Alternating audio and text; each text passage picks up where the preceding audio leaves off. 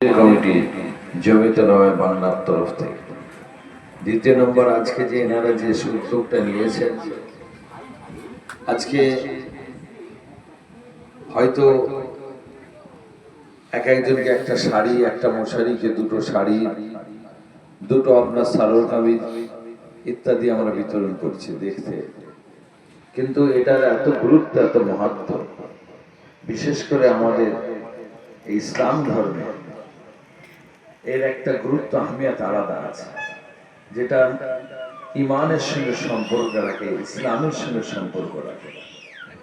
আমরা জানি দিন বলতে, ইমান বলতে নামাজ, রোজা, হজ, যাকাত, কালেমা, দাড়ি টুপি, জোপা ইত্যাদি, কিন্তু এর পাশাপাশি মানুষ হিসেবে মানুষের প্রতি দয়া, মায়া, মমতা, তাদের প্রতি সেই ভাইচারিকি, তাদের প্রতি সেই সিলায় রাহমি, এগুলো যে কত বড় একটা দিক, খিদমত দেখাল। কেন আল্লাহ যেমন নামাজে, কোরআনেতে যেমন নামাজের কথা, যাকাতের কথা বলেছেন, আমরা সকলেই জানি দুটো পাশাপাশি আল্লাহ বলছে আকিমুস সালাতা ওয়া আতুজ যাকাত, নামাজ কায়েম করো, যাকাত আদায় করো।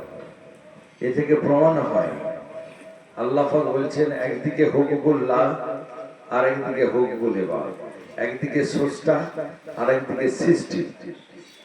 নামাজ হলো স্রষ্টার হক, আমরা আদায় দিচ্ছি, তার আরাধনা, তার উপাসনা, তার ইবাদত বন্দেগী আমরা নামাজ পড়ছি।